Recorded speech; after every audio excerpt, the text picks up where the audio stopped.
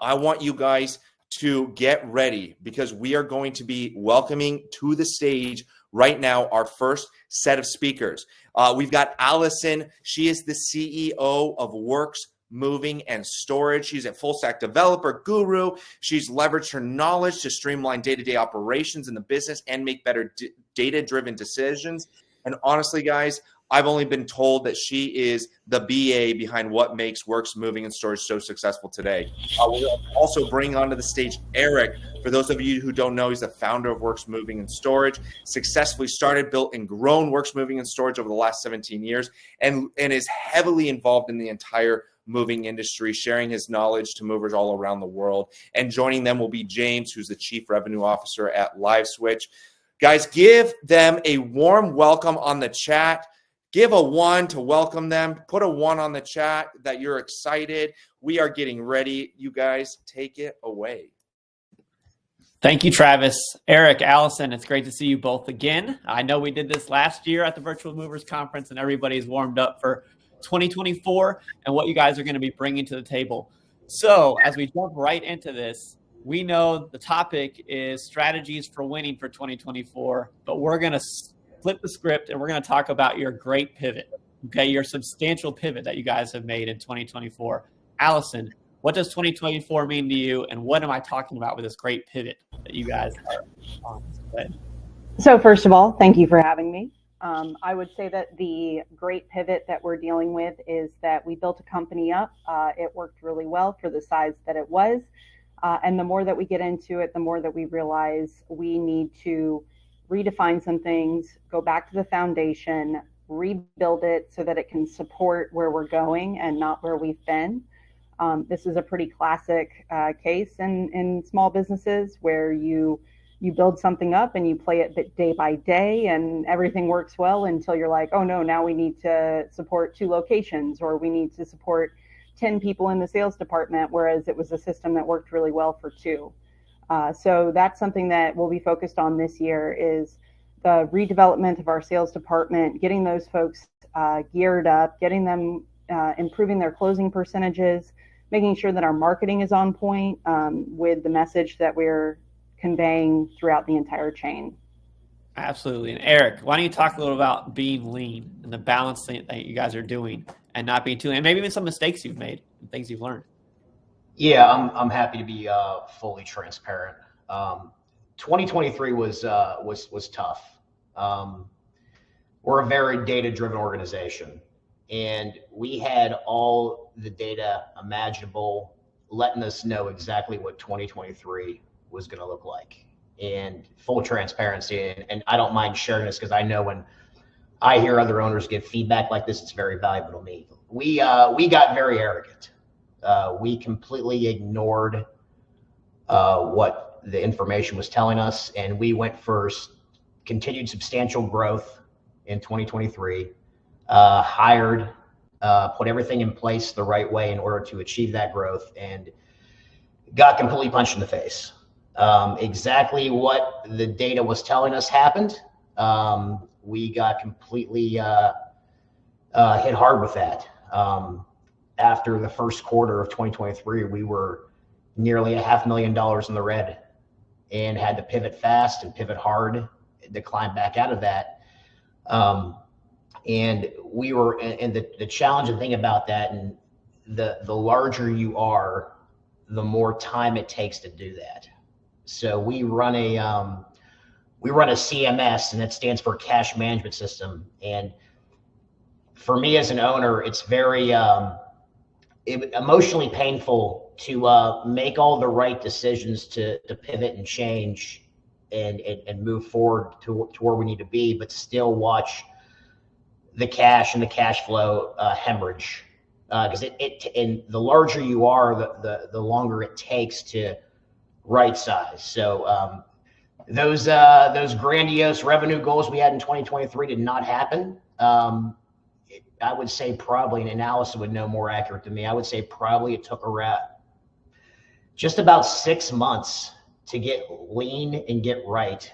And fortunately, we did climb out of that hole. Definitely no no breaking records in 2023 as far as profitability, but cash flow got healthy again, and we made it through. And lesson learned the hard way. We really should have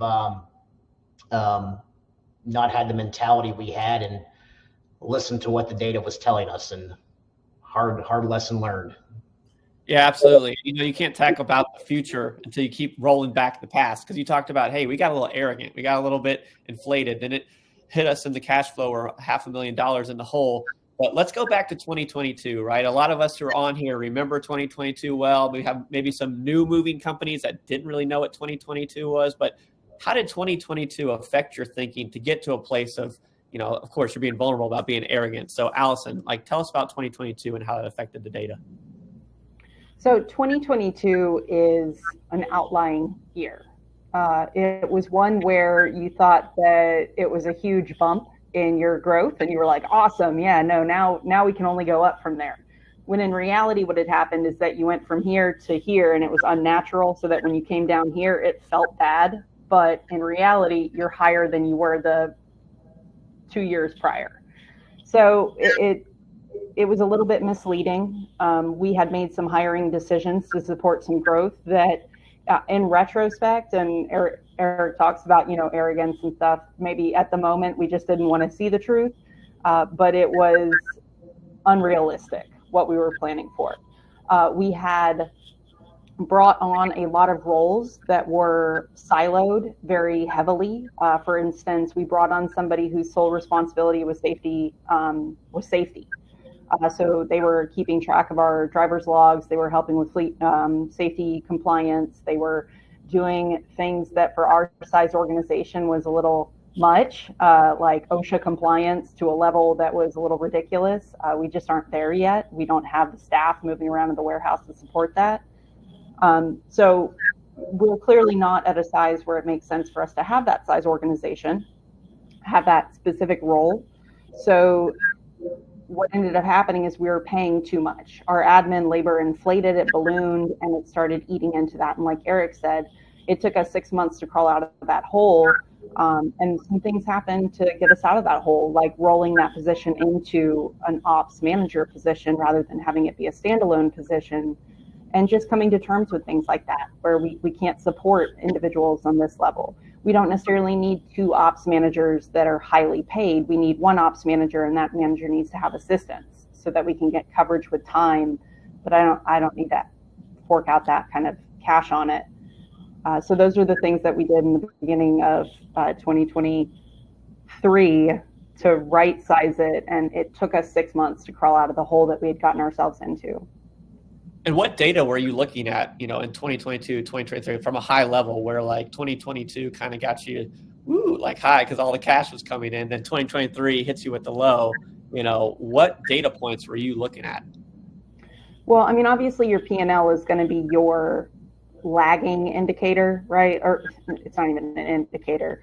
That's your scorecard. You're looking at your P&L and you're seeing that you're not making the money that you need to make. You're seeing your net operating income, that bottom line number, in the negative. And when you see that consistently for 3 months, then you know that you're on the wrong track. Obviously, you want to deal with that ahead of time.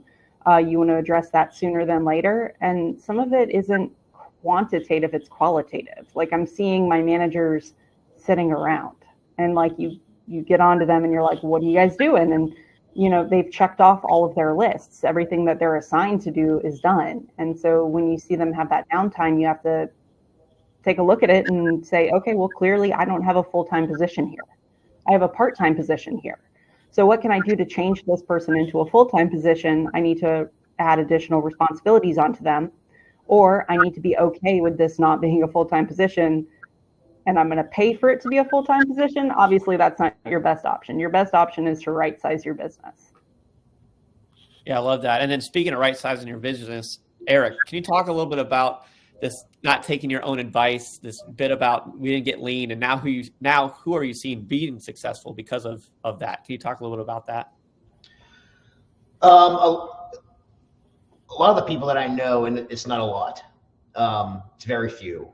People I know who are being very successful, even during this economic time, have very heavily focused on like biz dev and building relationships. A lot of like grassroots guerrilla, old school marketing, pounding the pavement, doing direct outreach things as far as like realtors and anybody that you could work with that can build moves. I got a really good friend of mine who's in a million population market, which sounds like a large market, but it's nowhere near the size of our market, and doing like the same revenue that we are and just killing it. And he got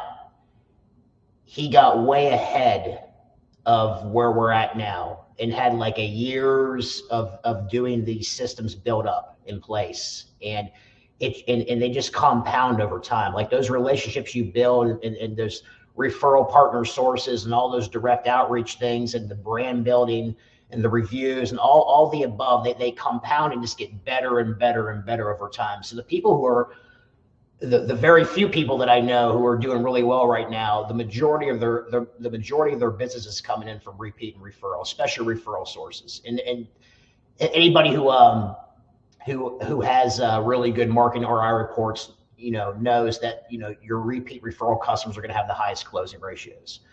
And when I said earlier, like the arrogance statement, that was more self-reflection on me, because I saw, like, I love marketing, and I saw the web traffic reports and it was all going down substantially. I mean, heck, I remember even Travis, I think it was around December of that time, was posting about how the web traffic on keywords like movers near me or along those lines were reflecting like the last recession that we had in like when it was rough back in the day, like around 2009, 10, and 11, right around that time too. Just completely ignore it. Like I thought that, we can, things are going well. We can just outspend this. We can just pump lots of money in marketing and do this and do that. And so the arrogant side was on me. Rather than just being conservative. And I've been conservative financially and in business for a long time. Like, fortunately, like, I'm so frugal and so responsible with money that when we were putting money back into the business in order to get through the damage that decisions that we made cause, the Bank of America Wirks was financing the moving company, not Chase or Bank of America. Because, like, worst case scenario, if things happen, like, I'm obviously going to work with myself. I'm not going to foreclose on me. So the good news is that by being very financially responsible in my own life, I was able to put money back in the company and not go begging and borrowing from banks or predatory lenders. And a lot of people out there are in that circumstance, and still going through that. Yeah, that's great. And I think as we look forward, Eric, here we're going to look at 3 different areas that you guys are going into 2024 looking at. 1, what are you doing with your team right now? 2, where are you spending that marketing time and effort to get and generate those referrals that you're talking about? And then 3, how are you managing your cash as well as your staff? So let's jump into point 1. Unless you have one other quick thing, I think we want to talk about, like, hey, Allison, like, what are you doing with your team right now? Like, how have you restructured and pivoted your team? Yeah, so we brought on our operations team. We've reconfigured it to where we have 2 ops assistants that are supporting a single ops manager. For a long time, this company has had a very central person. So at the center of everything at Wirks Moving and Storage was Jim. Jim has been with Eric since 2009. Is that right? No, 2010. He was very early on. He came on. And what I referenced when we started this kind of conversation was Jim was kind of the wiki of Wirks Moving and Storage. If anybody had a question, they went to Jim. They'd ask Jim, from everybody from a mover to the senior ops manager went to him with questions. So we spent 3 years taking everything out of Jim's head and getting it into a manual, essentially doing documentation of standard operating procedures or SOPs. And then from that, what we needed to do was disentangle Jim from the day-to-day operations, because you can't really grow a team when everybody is going to one person for help or for advice or for best practices. You have to have something where it's scalable and where everybody has access to the same information, right? If Jim doesn't pick up his phone, it doesn't mean that you can't close a sale, right? So you should be able to operate without him. And that goes for the operations team. It goes for the sales team. So that's been a big push in 2024, is to pull Jim out of the day-to-day. And it segues nicely into the next thing that you wanted to talk about, which is what we're focused on doing in 2024, which is business development. Jim is the ideal person to be out there hitting the road. He has the full, complete knowledge of this industry. He knows this company. He's been with this company a long time. He actually has a lot of existing relationships because he sold jobs for this company for a long time. And so there's realtors that, we're just having to reconnect with, not necessarily build a new relationship with. It's the difference between, hey, we're Wirks Moving and Storage, here's everything about us, and hey, you guys have used us 3 times in the past. What happened? Why'd you stop referring us? So those are the things that Jim's going to be focused on, because we found that like Google LSA is a great source for getting the phone to ring, but it's a lot of static. It's a lot of white noise. It's a lot of garbage coming our way because we know our ideal customer. And our ideal customer is not searching for movers near me, which is how you pop up on Google LSA for the most part. They're searching for best movers in Atlanta.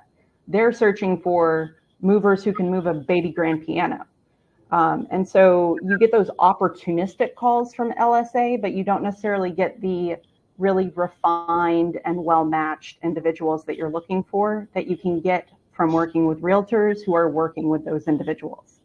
So that's our push in 2024 is business development, grassroots networking. We're getting tangled up into everything from, our local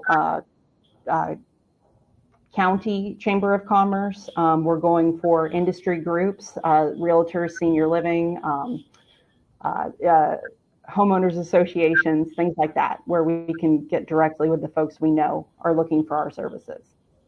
And Allison, why do you think people aren't going to that? Like, I just had an interview the other week with a professional organizer who talks about these local events, and she's like, who's not there? The moving companies. Why aren't people going to these? Well, first of all, they're a lot of operationally focused folks are very introverted. So it's like not a good time to go out and like shake hands with a bunch of folks that are, insurance agents and things like that. A lot of moving company owners that would be the ideal person to be at these meetings are very much so still in the day-to-day operations. They're the gym, right? They're the center of the organization. Everybody's coming to them to questions. They can't take an hour and a half off to go to a networking event. Their phone's going to be ringing the entire time.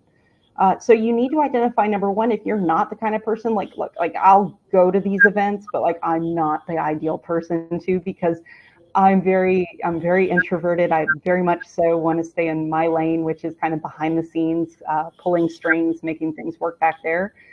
I don't do well with small talk and stuff like that. So like, that's not my passion. But what I've done is I found somebody like Jim who's going to go in and he's going to have a great time doing it. I'll also shout out my new sales manager, Justin, who's absolutely extroverted. He can't wait to go to these events, right? And so you find people who are going to enjoy them because it makes it all the more authentic, and people are going to be drawn to people who are having a good time. They're not going to be drawn to like the wallflower in the corner who's just there to show face. So find a good person to do that if you're not the one to do that. And if you are the one to do that, get yourself out of the center of your organization and let your people make decisions, let them operate without you so that you have an hour to go do that. It's hugely important. Yeah, that's great. I mean, Eric, you've been doing this for a while, right? I mean, you're the one that introduced me to Heather, who we interviewed, who said, here's the power of networking. You're giving me referrals, right, because of what you've done. Where would somebody start, Eric? Maybe someone has either been the wallflower and be like, oh my, that's not my strength, or hasn't seen the value in it. Like, how has it impacted you to go out there? And what events should people start with, Eric? You can start very basic. Everyone's got an iPhone. Start promoting local businesses. Be the pillar of community. Be like the local expert. And to piggyback on what you were saying before, one of the reasons why a lot of moving companies don't do stuff like this, because we didn't have to. We all got spoiled. You didn't have to be a skilled salesperson. You were past couple of years, you were taking orders, and like one of my favorite quotes from like, I think it's like Warren Buffett and Charlie Munger, you know, when the tide goes out, which is what we're in now, you're going to see who's swimming naked, you know, and those days are not around no more. The people with the best sales process, the best closing ratio, those who really know how to close, those who are doing all these things that we're talking about now, all these things that we're now taking very, very serious, are the ones who are going to make it through these times and be prosperous during these times, you know. And we weren't immune to that. You know, the tide went out for us as well, and there were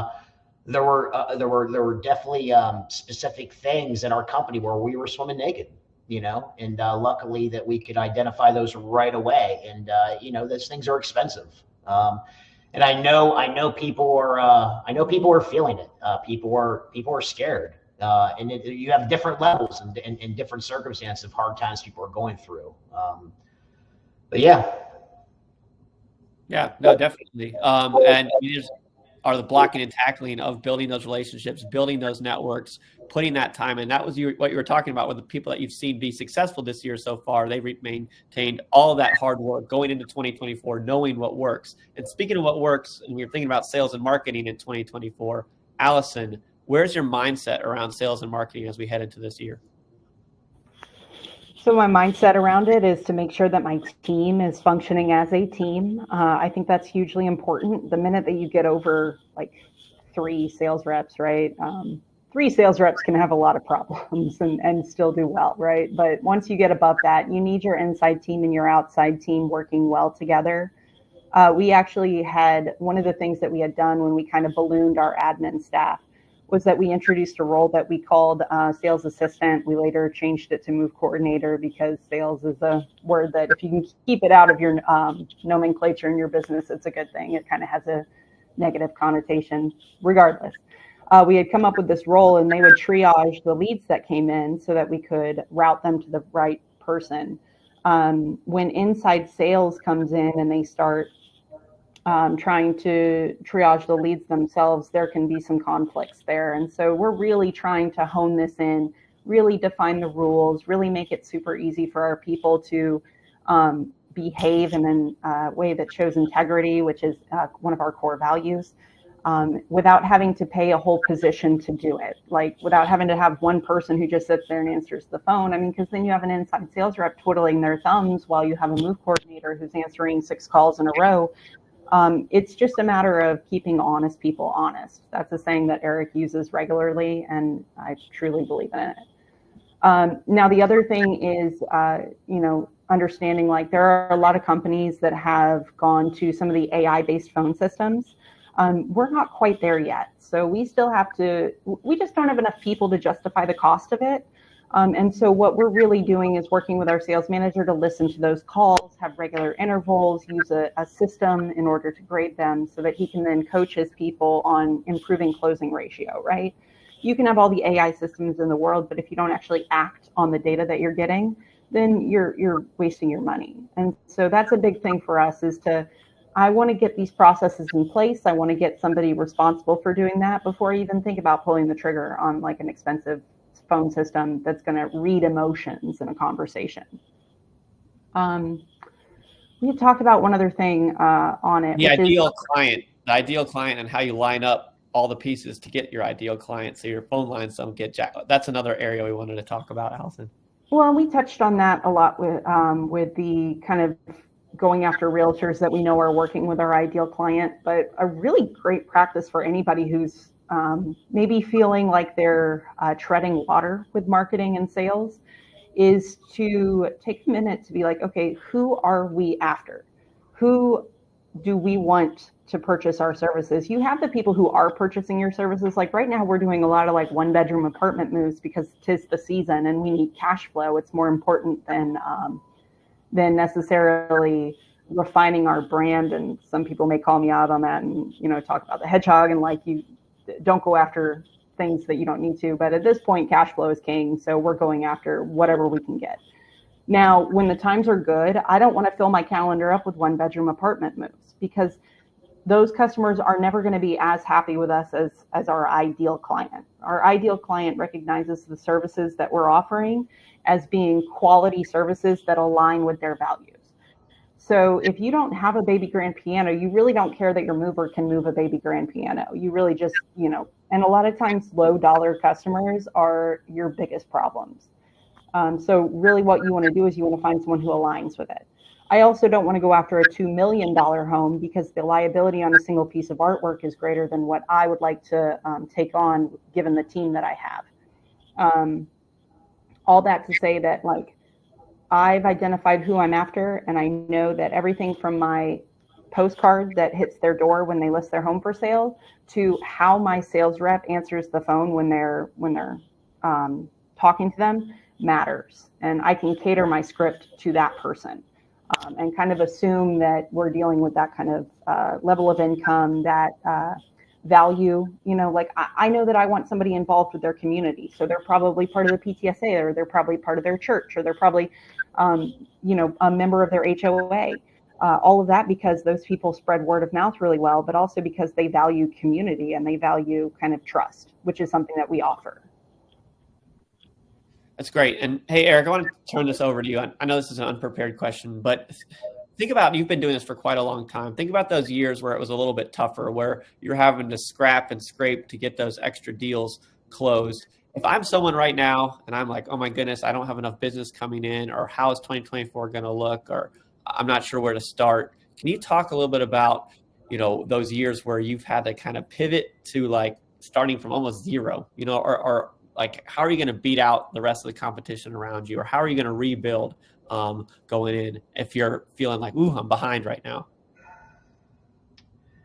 When I was in that circumstance, I don't know if this is going to really answer. I had the gift of desperation. And I think I talked about this last time we were on here. I had to make this company successful or I was going to be homeless and starve. I was watching and in fact, I think it's the next speaker, Andy Elliott. I was watching a video that Andy Elliott put on, and I related to it.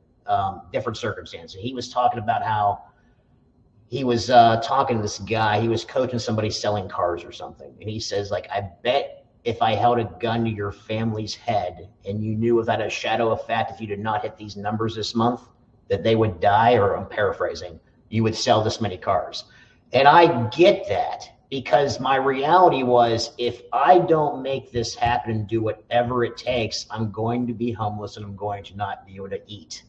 And that was my reality, like in the year one of this moving company. As far as one thing that I noticed about like really successful people, or even like myself, and under certain circumstances, is like, well, we're not afraid to do whatever it takes to make it happen. And usually one of the biggest struggles with business owners is not having all the answers or having all the knowledge, is implementation. They take this valuable information or these things they know are going to work, and they just put them on a shelf and let them collect dust. So what really separates a lot of us is some of us implement more than others. Some of us have the right type of pain tolerance. Like, you don't want to have such a high pain tolerance as you're unwilling to change, but you want to have a type of pain tolerance because this stuff's not easy. I've told myself many times over the years, oh, I know I'm about to eat a crap sandwich for the next 6 months, but I have to do this, and I've had several times like that at the moving company. One, when I wanted to get off paper or old school and go full CRM and tech. There was a point in time where Allison didn't exist, and I was the one who took on those burdens, or we wanted to go off Excel spreadsheets and go fully, this is a long time ago, and then go full-blown QuickBooks Online. When I wanted to buy out my business partner,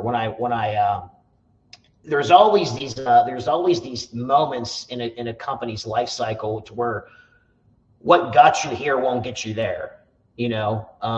It's like when Allison was talking about earlier, it's like we're on like a new foundation. What worked and what you didn't have to do for the past 3 or 4 years isn't the reality now. So we're going back to basics. It's having a solid foundation based on the circumstances we're faced now. So I hope that answer your. Also, too, like, it's easier in my experience. Doesn't make this right, but I think it's easier when you're not too huge to navigate these tough times. Like when I started Wirks Movement Storage, it was at the end of 2009. So I was a one-man show for like the first 18 year, little over a year, and you're so lean then. If you got an owner that semi knows what they're doing and is willing to work hard, like, it's a really good time to get through this tough time.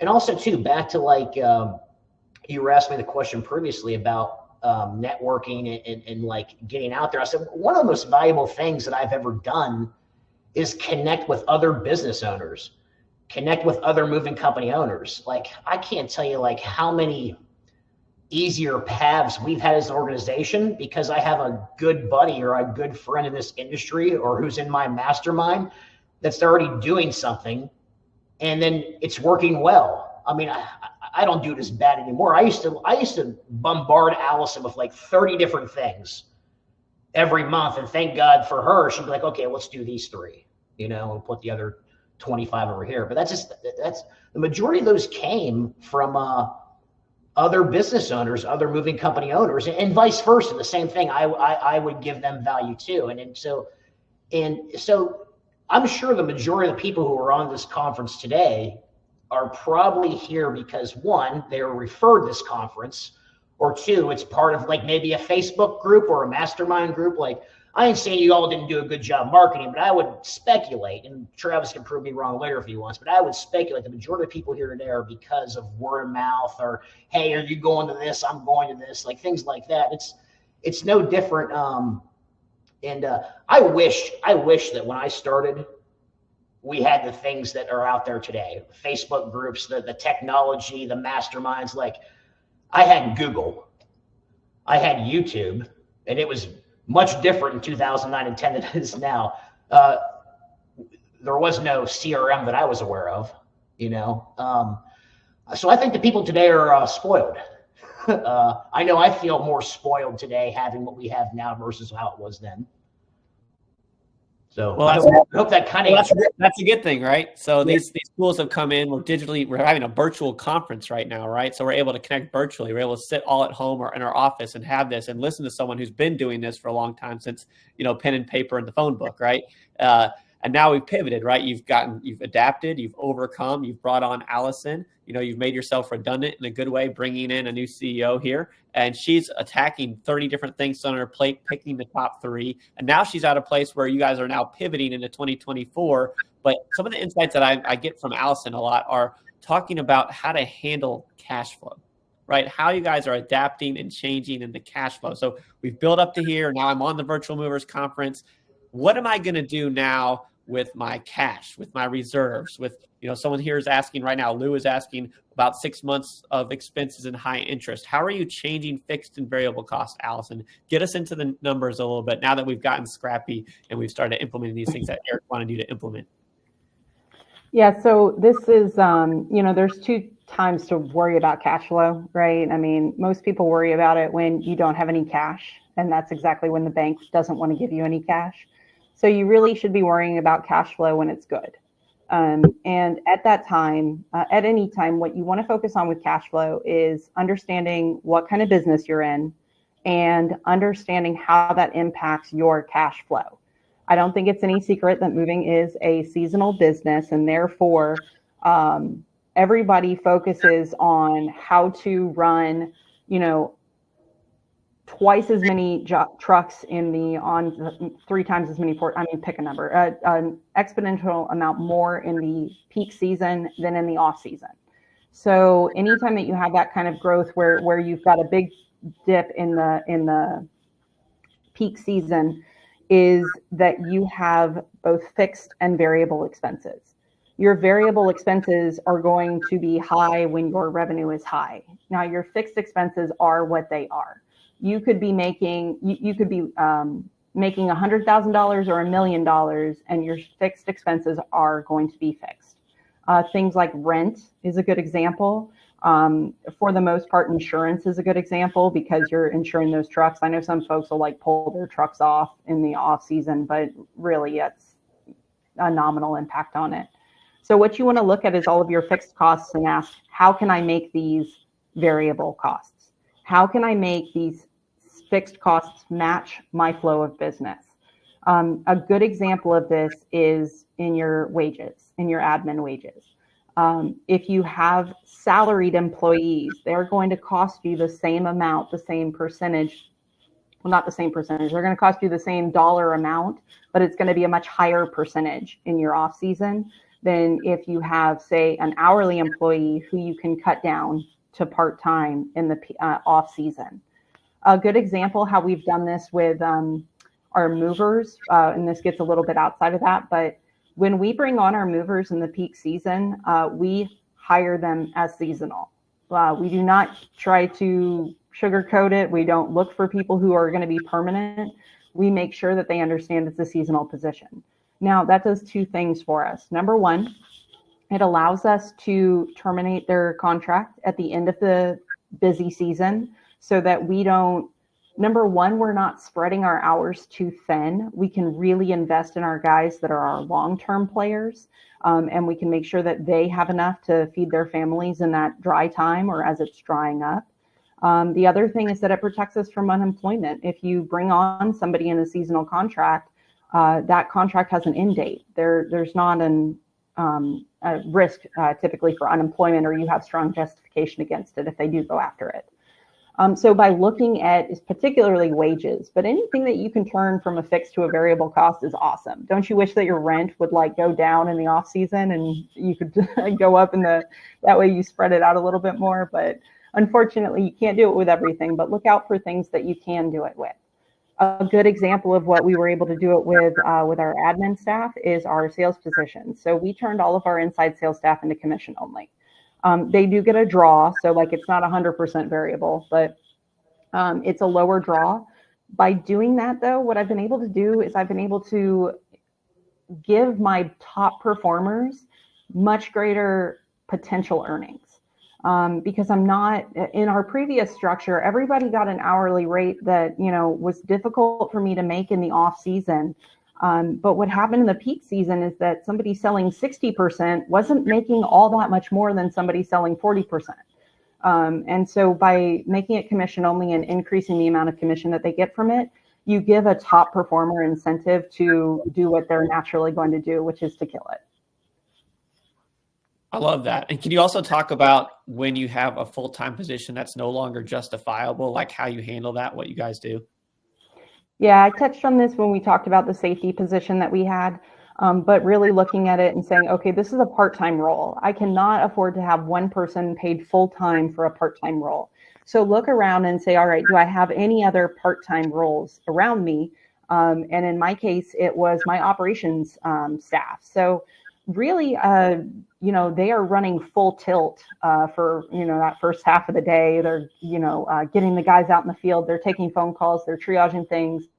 But you do hit a point where there's a little bit of a lull where you could essentially reallocate some time towards other activities such as safety. A big thing is warehouse, right? So when we were looking at replacing our warehouse manager who had found a new opportunity that better aligned with where he was going in his life, we were like, okay, well, if we bring on a whole nother full-time warehouse manager, it's not really justified for that position. Again, they have a significant portion of their day where they're working hard, but then they have downtime in between. So we looked and we said, okay, well, what we could do is we could fill an operations assistant role so that we could have people there for a longer period of the day to actually receive movers back from jobs. And that person can take on those warehouse responsibilities. So we were able to take two positions that were full-time and essentially reduce it into one full-time position. It made it more efficient, more streamlined, less downtime. And obviously, anytime that one person has a foot in kind of two different places, you're going to get a little more synergy there. As opposed to siloing things really starkly, because then you get a lot of us them mentality that sometimes you need an in between to mitigate. Yeah, that's great. And hey, Eric, can you talk about seasonality of employees, right? Can you talk a little about how you guys part ways without burning bridges? And then after you do that, and as you look forward, you also talk about like how you view your organization as you restructure it and rebuild it. So part one, how do I part ways with people? And part two, once I do that, how do I reconstruct a new organization? Yeah, I mean, do it with kindness.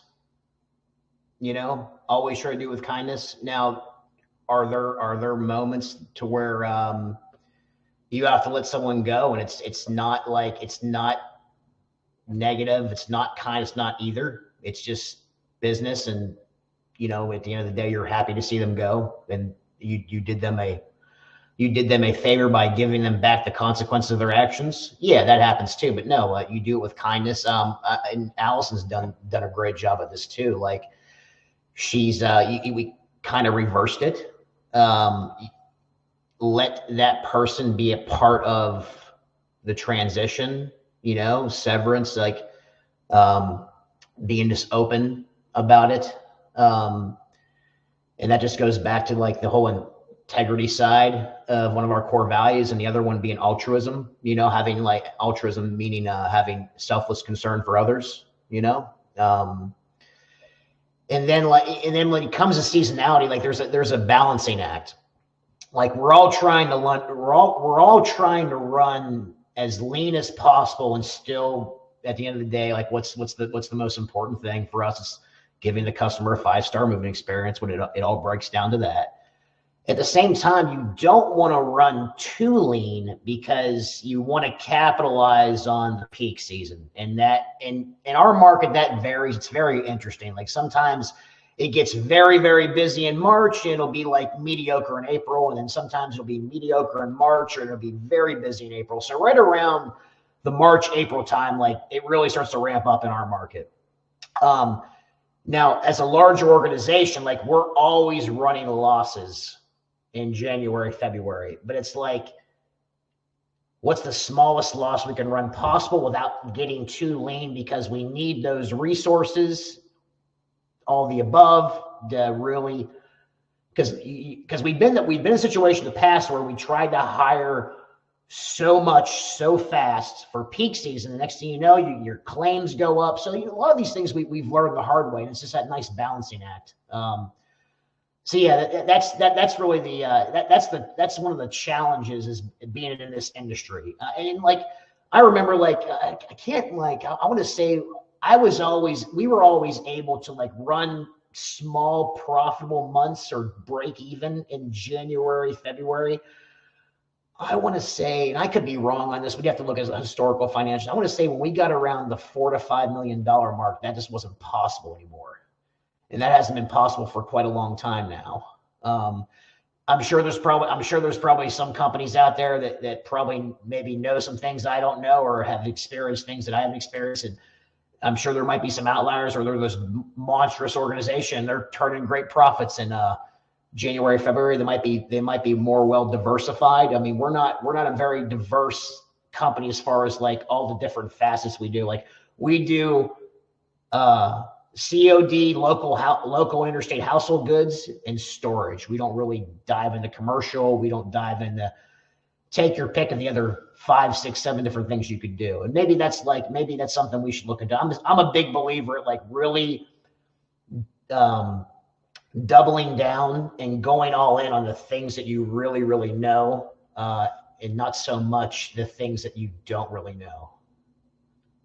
Yeah, I love that. And part two of that question, maybe I'll throw it back to Allison as well, is just as you're talking about taking fixed costs, making them variable, as you talk about taking someone's, job and discharging it to others, how do you rethink your new org chart into 2024? And how are you thinking about that? And then I have one other follow-up question once you do that, that I'm getting from the audience here.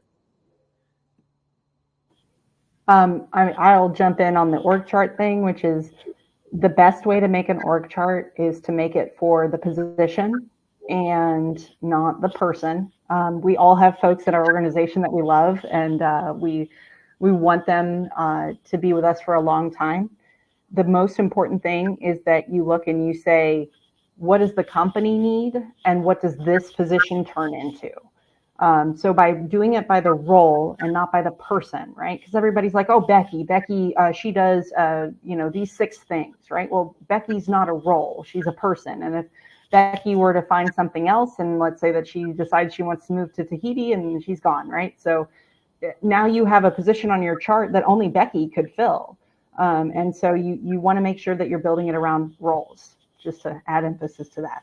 Also, you want to make sure that you're looking at your org chart both for what you need today, but also like 5 years from now. So one of the things that you can do with strategic planning is to lay out your org chart 5 years from now.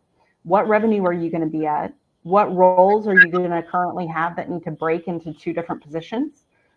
Maybe a chunk of this person's role gets outsourced so that they can do a full-time position with the other 3 things that are on their chart, or go into an official role that's on there. That's how I look at org charts, is by role. Yeah, that's helpful. And guys, we got a couple minutes left. I'm getting some good questions from the audience that I'm going to hit you guys with quick question answer. And then both of these folks, Eric and Allison, will be on our Ask Me Anything roundtable transparency. So this won't be your last time to ask them questions. But the first question I'm getting is around commission structures for their salespeople. Can you talk about how you guys approach it? I know you mentioned it, but can you give us a little bit more detail around that, Allison? The very first thing that you want to look at when you're dealing with a commission structure is, are you in a state that caps your tariff? The reason that I point that out immediately is because you can only give so much of your top line to sales commission. So first of all, establish a percentage that you're comfortable having as an expense on the balance sheet for commission. Next, run some scenarios. I'm passionate about spreadsheets. I love spreadsheets. I'm a fish in water when it comes to a spreadsheet. So I will lay it out and I'll be like, okay, I'm going to look at my past performance. What did my top sales performer do outside, inside? What did my worst one do? Let's take somebody who is only here for 6 months, and maybe I have to project that out for another 6 months, and you annualize what they made. All of these things. So you essentially figure out what this person can earn me. Now, whatever your commission structure is that you've come up with, if you don't have one formally in place, then, again, what Eric was saying, network with folks, talk to other people, find out, are they paying like whole on the wholesale, or are they taking certain things out? For instance, we don't pay commission on credit card fees. Doesn't make sense to, right? So figure out the line items that your sales reps are contributing to, figure out a percentage that you're okay paying, and then run scenarios with that. Okay, if the salesperson A sells, 1.2 million this year, and I'm paying them a commission on this, and what percentage of my revenue does that become? It's really about playing it out, knowing what percentage you're comfortable with, and knowing how much of your top line revenue you even have to play with when it comes to commission structures. And then on the other side of the ball, this is great. We only have a couple minutes left, so quick hits. Have you ever put any of your core movers on salary so it doesn't kill payroll during the season, and in off season they still know they are getting a paycheck and stay committed? How do you approach that on the other side? We have, and that was one of the reasons why we were in the hole last year. We actually quote unquote guaranteed 40 hours for our drivers so that we could retain them. And I have 0 of those drivers left on my staff. So it didn't do anything for retention. It blew my labor in the off season. I'm personally not a fan of it. I know that perhaps with like a class A driver maybe, or a class B driver, you may have justification in that because the cost of replacing them is so much. But it's going to hurt you, and you're going to feel it in the off season when you have cash flow issues. I love that. All right, guys, we literally have 1 more minute. Eric, do you want to close us out with your final word, and then we'll bring Travis back up? Yeah, times are hard, network with people, build relationships with other movers. It's been one of the most valuable things I've ever done. And another thing too, find people who are around your size and build relationships with them, because I've made the mistake in the past of trying to duplicate and implement things and do things at companies that were 2 to 3 times the size of me. And a lot of those things didn't work out well because we weren't at that scale.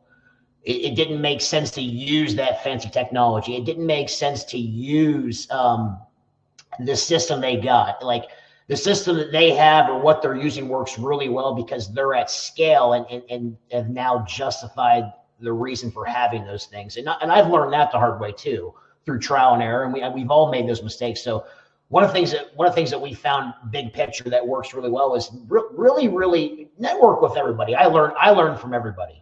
So network with everybody, but really find people who are around your size, maybe a little bit bigger, who are really just running a well-oiled machine, and learn from them. And don't just take, give as well.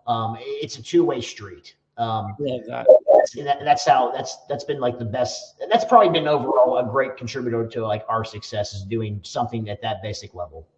We'll end right there. That's advice thousands of years old, right? We've heard that before. It's better to give than receive. So thank you both for being here. We're going to have to hop off the stage. Eric and Allison will be back for our Ask Me Anything section. We'll ask you guys way more questions. You did a great job. So if we can have, I think Barry from Smart Moving come right on up, and Travis, thank you. Thanks, James. Have a good one. You too.